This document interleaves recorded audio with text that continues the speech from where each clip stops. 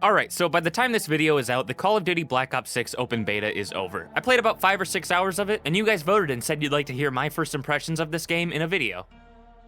Barely. Call of Duty is essentially a subscription service to me at this point, so I honestly didn't remotely care about this game for a long time, but I'll try almost anything for free, and after playing the beta, I'm actually very excited about this game going forward. So let's get into my first impressions with Call of Duty Black Ops 6. So the main selling point Activision is pushing, with the multiplayer at least, is their new Omni movement system. Basically, the system allows you to sprint, slide, and dolphin dive in any direction, as well as turn in midair to shoot behind you. Now, I'll be honest, it does allow you to do some cool James Bond shit that makes you feel way more badass than it actually looks, but to me it's more of a much smaller quality of life improvement than a big game changer. The first Call of Duty multiplayer I got into was Black Ops 3, and I really liked the wall running and jetpack, and even back then, I didn't really know how to articulate it, but I wanted Omni movement. I thought it was really lame that you couldn't run in every direction after clicking L3, as only being able to sprint forward really puts blinders on the player and worsens tunnel vision. Like, the Call of Duty gameplay loop has always been a little mindless because you're just shooting at whatever's in front of you, and never really wanting to clock what's to the left or right of you, but sprinting sideways adds new strategic opportunities. But honestly, that's pretty much all I care about. I did try to use the Omni movement sliding and diving, but it never really helped me in any way, and only fucked with my aim. Maybe it's because the old system has been hardwired into my brain, but sideways sliding and diving never really came naturally, and I had to force it, and when I did, it rarely worked out. And since you can slide and dolphin dive instead of one or the other, you tap circle to slide and hold it to dolphin dive, which is a fine system, but the amount of time you have to hold circle to dive is way too long, and you end up having to time it properly to swing around a corner without going too far or too short. I am glad Omni movement is here, but that's only because it fixes one nitpick I've had with this series. They also added a new body shield mechanic that's only been used before in Cold War's campaign, and again, it's fine, but it completely contradicts Call of Duty's gameplay style. Playing Call of Duty is like walking into a monkey exhibit at a zoo and all of their bananas relates with Adderall and crystal meth. Every game is full of screaming lunatics running around with nothing but bloodlust and a dream. Unless someone's using a sniper or is a giant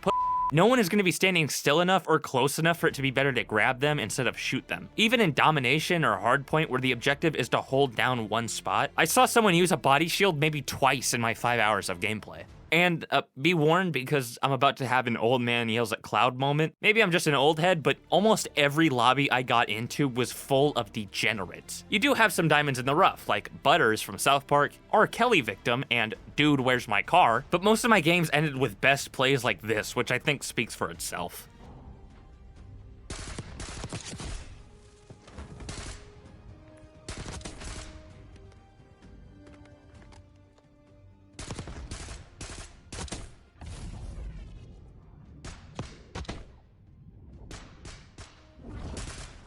Really cool that we have KD warriors during a game's beta that's only open for a fucking weekend. And they might be hiding some real bad ones outside of the beta, but most of the maps are really fun. My favorite is for sure Skyline, but Babylon is kind of like this game's shoot house where it's completely chaotic, you have no clue what's going on, and you'll rarely ever survive more than 30 seconds at a time, which I love. My only problem with Babylon is I spawned at the same place 9 times in a row, despite the fact that there were so many people camping there you'd think it was a national park. The only map that I have negative feelings towards, I despise, and that would be Derelict. And that's mainly because it has the same layout as your local Walmart. It's just aisles that you and your team funnel through. Most of the weapons feel really good though. I like the one shotgun they let us use in the beta. The M4 and AK have really nice TTKs, and the SMGs got me out of a pinch several times. The only things I have to complain about regarding the weapons are that the RCXD is horrible to control with how it turns like a bar of soap. And when I tried the SVD for a whole game, I went 9 and 33.